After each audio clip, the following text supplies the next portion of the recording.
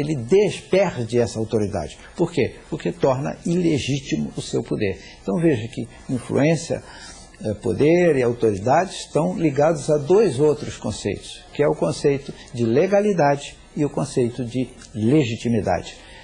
O poder, a influência, etc., que não obtém, que é obtido e que é exercido fora desses padrões de legalidade e de legitimidade, são poderes que se tornam ilegítimos e ilegais. Professor, como é que um governo pode conviver tranquilamente, com equilíbrio, nesse universo de influências, poder e autoridade? Como administrar um país, como administrar um município, né? Se existe nesse universo político a influência, existe o poder relativo ou não, mas ele existe. A democracia é exatamente o regime que admite a existência de todos esses interesses conflitantes. E a política é o instrumento que se usa para tornar esses conflitos administráveis. Como esses conflitos podem ser administrados? Em primeiro lugar, pelo poder que o Estado tem de estabelecer os limites desses interesses até onde eles podem ir. Se ele transcende, se ele extrapola o limite que a lei promulgada pelo Estado, estabelecida pelo Estado, que a lei prevê, evidentemente que ele é passível de punição. E o grande segredo da democracia, a grande virtude da democracia, é exatamente conciliar esses interesses. E o instrumento que se usa para isso é exatamente a política. De que maneira? Eu cedo hoje para que você ceda amanhã. Eu cedo até onde eu posso ceder e você não avança mais do que você possa avançar. Então é esse precário equilíbrio que faz da democracia o regime mais perfeito do mundo. Professor, no dia a dia da política e no nosso dia a dia como cidadãos, o que fica mais evidente, o que se vê acontecer com mais frequência, são as influências negativas. Aquelas que dizem respeito a um determinado grupo, a um determinado indivíduo, mas são interesses muito particulares que não vêm a beneficiar toda uma sociedade, ou pelo menos parte dela. Existe influência positiva? Existe influência. A influência de um grande escritor. Faz a sua obra, é lida pelos seus leitores, é admirado pelos que a leem, e aquilo serve de lição. Ele é fruto, ele tem uma influência que se exerce sobre pessoas que ele não conhece. Isso é uma influência altamente positiva. Não é? Aqueles que têm atividade artística, têm talento para exercer uma atividade artística, exercem uma influência positiva. Por quê? Porque eles carregam a simpatia que lhes permite desfrutar dessa popularidade. Evidentemente que essa popularidade pode se tornar negativa se ele dá maus exemplos. Mas enquanto ele der bons exemplos, aquilo é uma influência positiva que esse artista tem sobre aqueles que o admiram.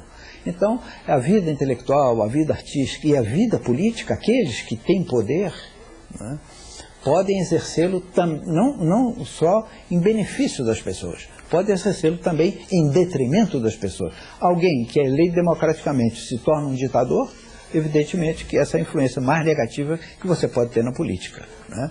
Mas isso é uma influência que extrapola o Estado de Direito, etc., e por isso é condenável, e o regime democrático não admite esse tipo de influência. Pune, inclusive, esse tipo de influência. A legislação de todos os países democráticos pune essas formas ilegítimas, ilegais, o uso da violência, da força imoderada. Tudo isso a democracia não admite. E tudo isso o Estado se vê na obrigação de punir. O nosso contexto político brasileiro ainda é muito eivado de influências, de jogo de poder. Qual é o panorama político brasileiro quando o assunto é autoridade, poder e influência? Bom, é preciso lembrar que a política se exerce no âmbito da sociedade. Se essa sociedade é extremamente corporativa, a política se torna corporativa. Se a política é exercida em favor de uns e em detrimento de outros, né, em prejuízo dos outros, essa política se torna também, perde o seu grau de legitimidade. Então, daí a importância da democracia administrar esses conflitos. Uma das definições que se dá de política é exatamente essa. O que é política? É a administração pacífica dos conflitos. De que maneira? De maneira persuasiva e não de maneira coercitiva. Se necessário, o Estado exerce o poder coercitivo. Mas a finalidade da política é exercer esse poder de forma persuasiva. E para isso, a influência é fundamental. Se eu tenho um grande líder intelectual, artístico, ou religioso, ou político, que é capaz de persuadir as pessoas, né, ele terá tanto uma maior quantidade de poder, o maior poder, quanto mais persuasivo forem os argumentos que ele usa, as atitudes que toma e os conselhos que dá. Hoje nós convivemos muito com a influência sob a faceta da manipulação? Sem dúvida. Isso é a forma deformada, é a maneira deformada do exercício do poder, né? Quando nós falamos em democracia, falamos em eleição. Pode haver eleição sem que haja democracia, mas não pode haver democracia sem que haja eleição. E há 4 requisitos para que as eleições sejam democráticas. Primeiro, que elas sejam periódicas. Segundo, que sejam livres. Terceiro, que sejam competitivas. E quarto, que não sejam manipuladas. Um grau mínimo de manipulação sempre existe. Alguém que usa a influência artística, por exemplo, para se eleger, né, está usando em seu próprio benefício. Há um grau mínimo de manipulação. Esse grau de manipulação, que não extravasa a lei e os limites da legitimidade, esse é legítimo. Agora, se usado para o mal, evidentemente que se torna uma influência ou um poder ilegítimos.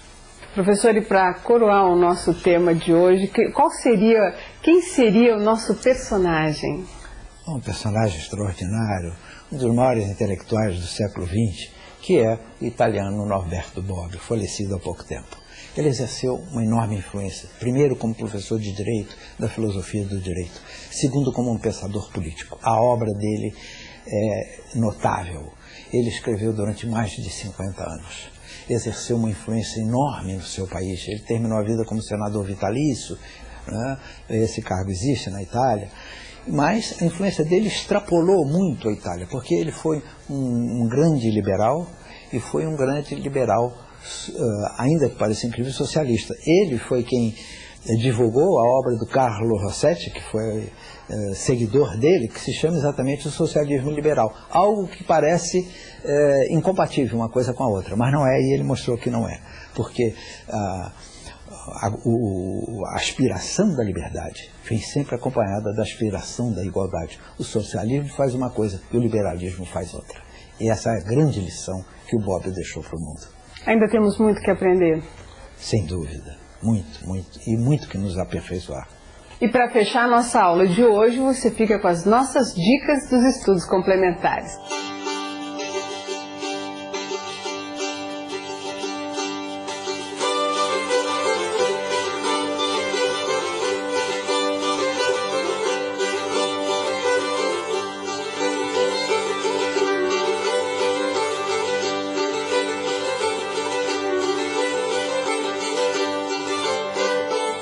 Até a próxima aula. Obrigada. Tchau, professor. Tchau, até a próxima aula.